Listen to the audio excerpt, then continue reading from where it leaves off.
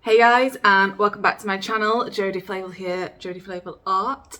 And in today's video, I have this really cool sideboard here behind me. Stay calm, people. It is not an antique. I'm pretty sure it's quite a modern piece that I sourced from a local charity shop. And it's beautiful. And I've got a really cool idea in mind for this piece. So if you check out this photo here, this is going to be some very basic inspiration for what I'm doing today. I'm saying this now, but sometimes I do change my mind, but it's definitely going to be some kind of boho look going on today. So stay tuned for that.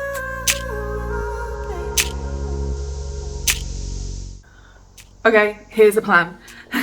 So I'm going to start with Dixie Belle Terra Clay Paint in the colour Daffodil. I'll show you the colour in a minute. It's a lovely vibrant yellow. And for those of you that sometimes ask me, I am a brand ambassador for Dixie Belle Paint, and that is why I use their colours and their products all the time. Personally, I love them and I have used them for years, and they were very quickly my go-to when I started painting, and that's a story for another day anyway, as to how I became brand ambassador. But yeah, so Daffodil Terra Clay Paint today is what I am going to start with, and then I'm going to be doing a technique called Frottage, which will give me some cool rustic boho textures. So let's get started with that. So to start with, I am using the Best Dang brush. This is the gorgeous yellow colour, and I'm just going to get cracking. I'm going to put the yellow, the daffodil, all over the piece, and I'm going to build up a nice thick texture. So what I'm not going to do is use any water for this. I'm happy for the texture to be thicker in some areas, a little bit thinner in others, and for it to really look uneven. Also, the brush that I'm using is natural bristled, which is going to help me build even more texture.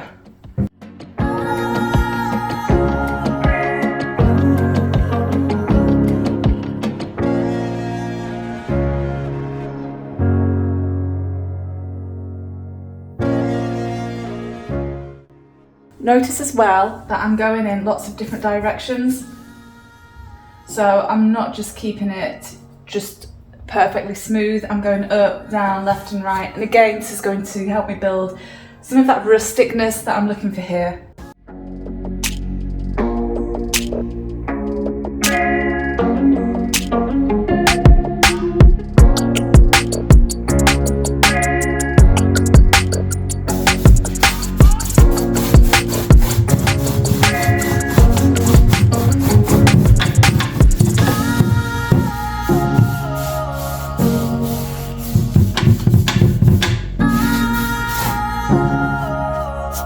Alright, so I've got one coat on there, but I'm going to go in with a second because you can see it's not giving me full coverage.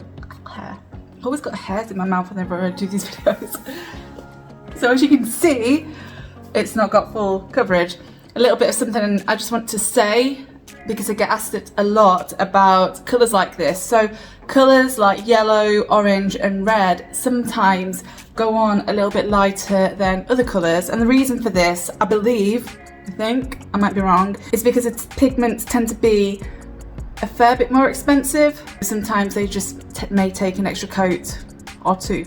That being said, this is just the first coat and it's covered pretty well, to be fair, and you can't really expect with paints like this for the coverage to be absolutely perfect, you know, first coat. So I'm going to go in with a second now, and then that should be fine. The other thing as well, I guess, I just want to show you, can you see how all of these like different brush strokes are showing themselves now and giving that uneven texture that I'm talking about? This really will help us give us that rustic look, because that's what we like on this channel. We like it old and rustic and colourful.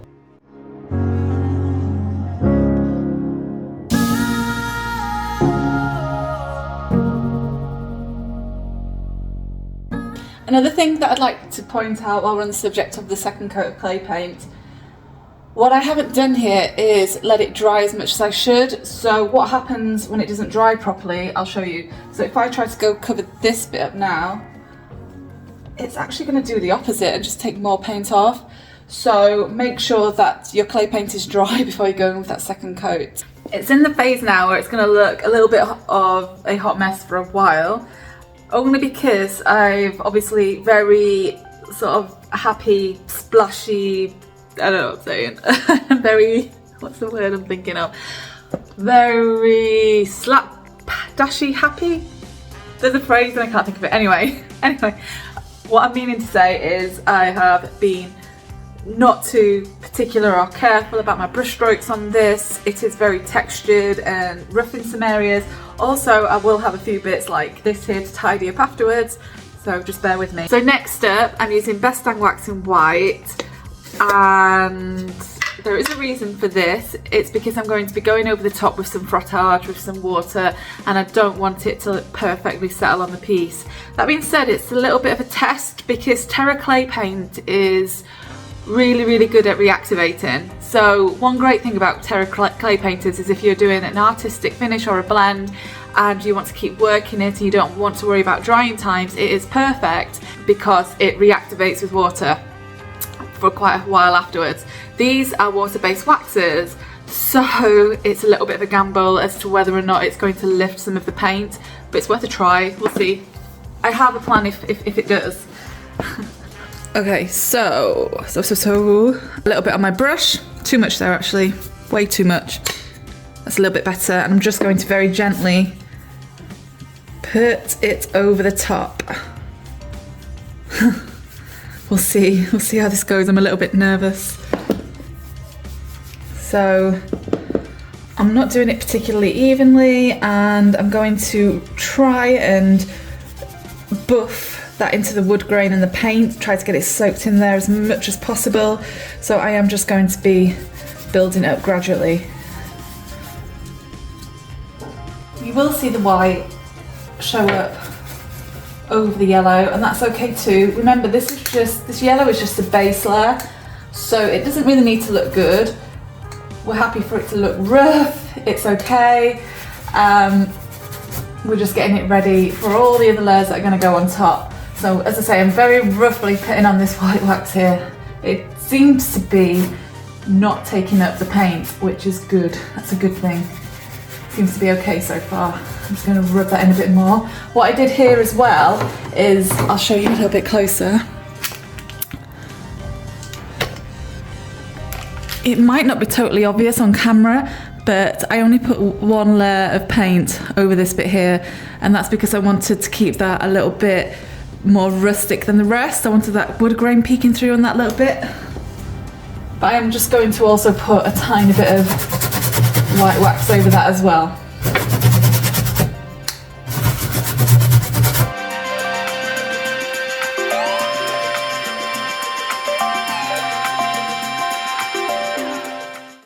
Next up, I have a little Prairie Dawn and a little can't speak sometimes, Malachite.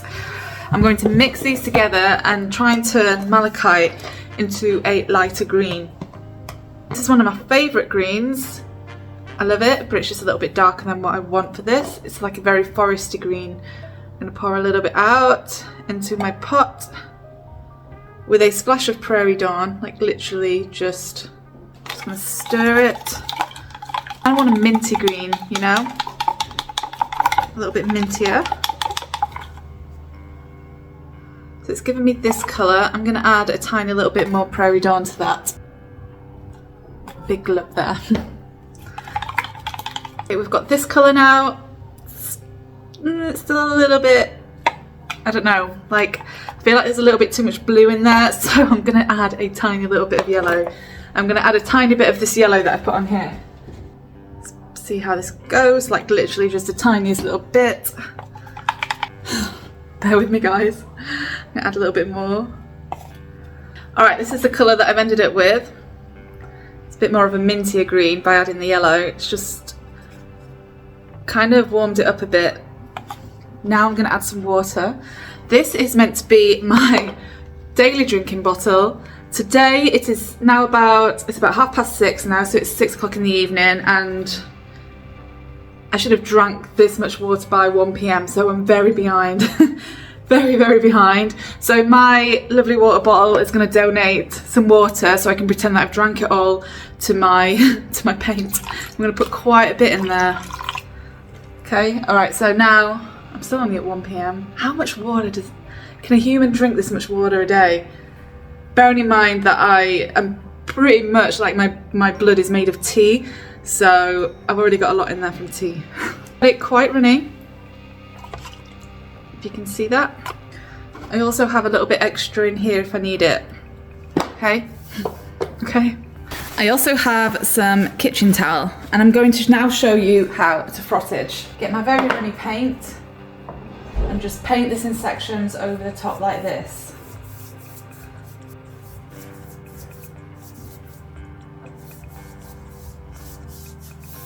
I'm just going to put this, in fact I'm going to rip it into 2 sections over the top like this. You can also do this with fabric, newspaper, whatever you can get your hands on that will soak up some of the paint. Just going to make sure I get it really on there, and then I'm just going to pull it off like this.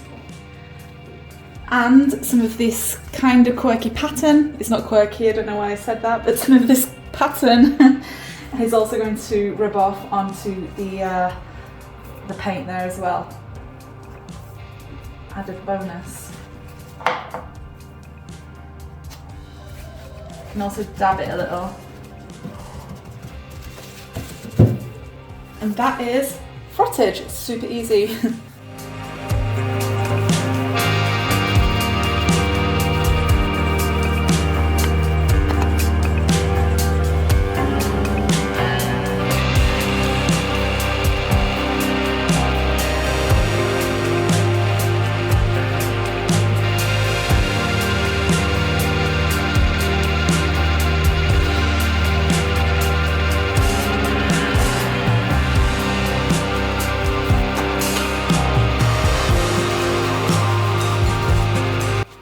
If you think you've used, like here there's a big splodge of paint and you want to remove it, just remove it.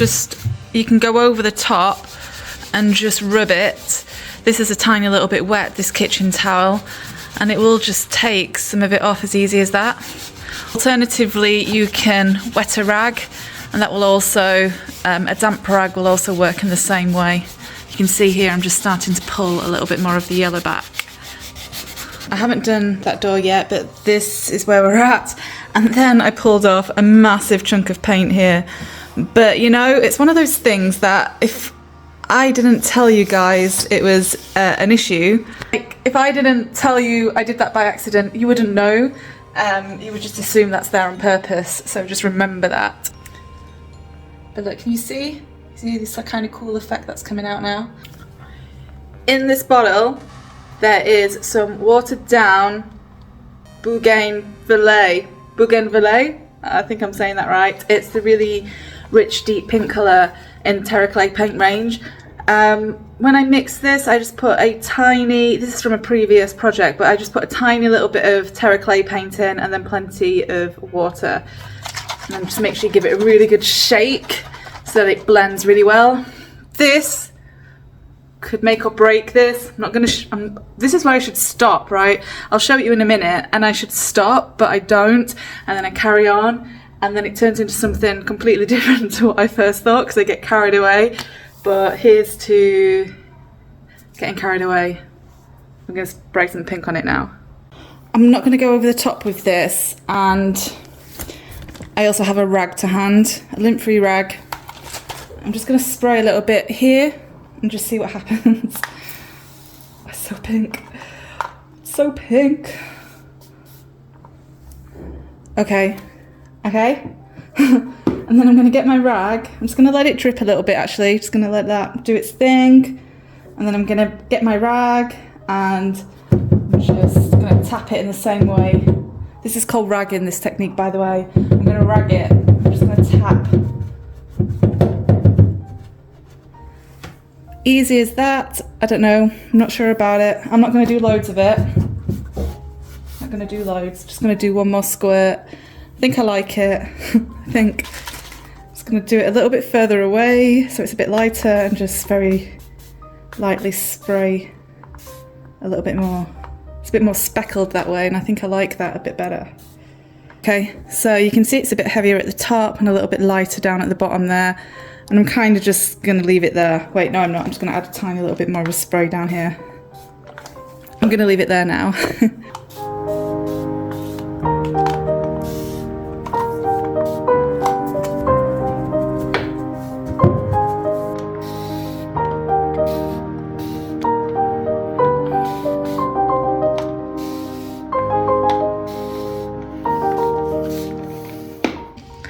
I have decided I'm still not done. I'm a maximalist, I guess. I like to just throw as much on there as I can. So I'm going to paint some folk artsy flowers now. Yeah. So I'm using Blue Moon. Yep, there we go. And one of these little brushes, you can see I've already had a little practice with it. So a lot of you ask me what my brushes are, and it's not quite zooming in. So, oh, there we go. So it's a number 2 Lucas Gold Tory pen. I don't know what that means. I'll be honest, I don't know. I think I probably just got it in a, yeah, it's just a little, very tiny little bristle brush. So just outlining a bit of a thin line down here. Not overthinking it. Okay, like that. Just sort this bit out here. And then I'm just going to do one a little bit down as well, like that. Kind of want this one longer here because obviously it's longer this way on the draw. I'm kind of just going to do a shape of a leaf like this. And the beauty of this is that I'm actually going to sand this down afterwards. So it really doesn't have to be perfect. I know I say this a lot, but I do mean it, and that's why I say it. I say it to myself as well. Like sometimes I just say it to reassure myself. I can kind of go in whatever direction you want them to go in. I would probably just alternate though, personally. Could even have one facing a little bit more up, like that, a little smaller one. They don't have to be perfectly matchy, you know. And maybe just a little one down here as well. Like that. And then same on this side. Let's do this one here. If you do, there are YouTube videos that show you how to actually do some really good brush strokes of folk art that I have been watching, but I just haven't had a chance to put them to practice yet, so I'm kind of just going to do my own thing, as I often do. So don't judge them just yet. I'm also going back to my Prairie Dawn paint, this white, this creamy white colour, and just for the sake of shading, I'm just going to blend out a little bit of white in some of these leaves, and it's just going to give it a tiny little bit more depth.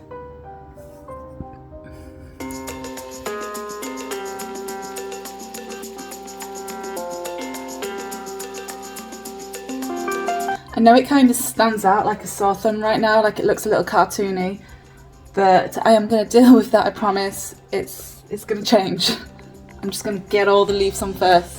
Okay, this is the situation so far. I know it's still looking cartoony, but don't panic. I'm gonna do the exact same thing to the doors now.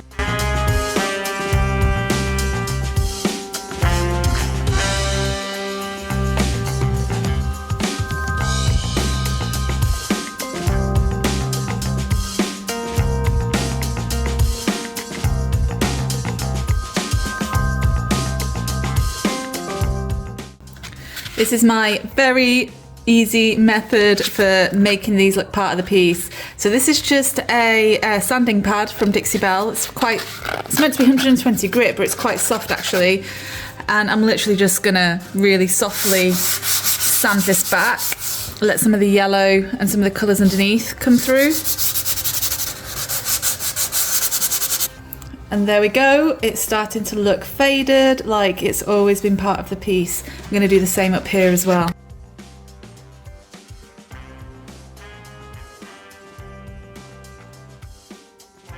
See the difference between this and this. This one is much more faded, whereas that one is much bolder. While that might be more aesthetically pleasing in the terms of the colours, it stands out too much.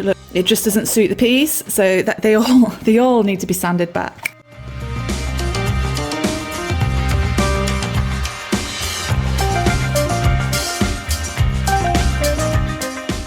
I'm gonna let you into some behind the scenes stuff now. The stuff that people never really show you when they do these kind of finishes, and I'm sure you probably all wonder it.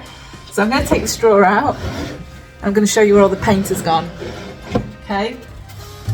This one's not so bad, but I do have the paint on the edges there, quite thick all around here, and also I have some around here. I'll just show you the next one because I know this one's a little bit worse, but also it can end up kind of like this as well. So what I'm going to do to start with is I have this little doodah thing. It's just a palette knife that I use to open tint and sometimes scrape the paint off. It's not really one that I use for painting. And I'm literally just going to go around the edges with this and just scrape off those really thick parts. It's not too bad because I did this one earlier, but I have painted since then, and I'm just going to go up and just make sure that I've got no thick bits on there. That's not too bad actually. I'm now going to go in with some 120 grit sandpaper. I tend to just save old worn bits of sandpaper that I've used on my sander. They tend to be a little bit softer, and I'm just going to go around the edges now with this. Clay paint is really easy to take off like this. It'll just get really dusty, that's the only thing. So you should really wear a mask for this as well.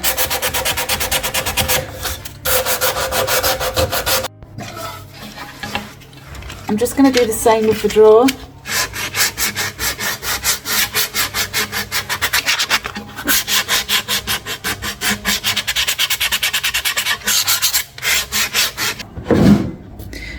I'm also going to give these pulls a sand. I'm going to take them back down to what they mostly were, with hopefully the paint is then just going to look a little bit like a patina.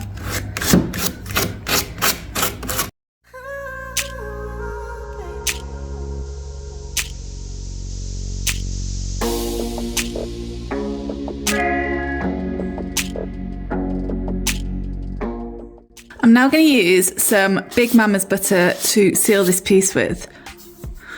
What I do want to say about this is that it can slightly alter the look of the piece, like the look of the colours. Like if you see here, it's really dialing up the contrast and making them look a little darker. You can also use another soft but hard wearing wax. You can use the Terra-Tuff, which is a clear coat, but my preference is just always wax. I just prefer the more natural feel of wax because clear coats sometimes can feel a little plasticky to me, which is okay. It's a look, you know, especially for your contemporary finishes, but I just don't want that plasticky looking finish when I've done something so rustic. So I'm just going to put a thin coat of this on, working in sections.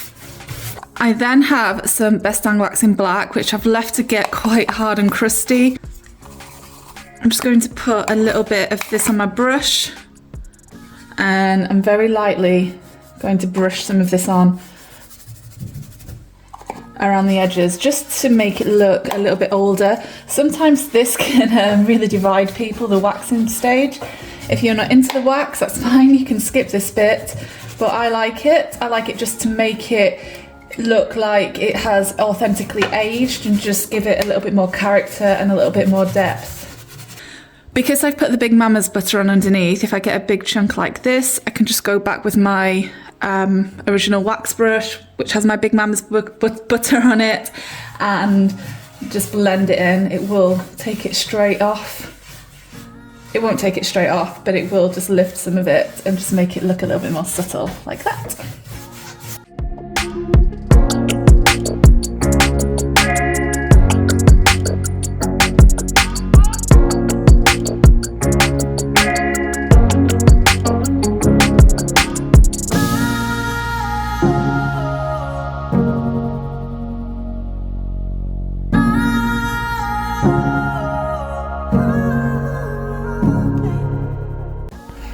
I already really like the wood on the top of this piece. I think this the colour of it really complements the colour that I've put on there, because it has a little bit of a brown reddishness to it.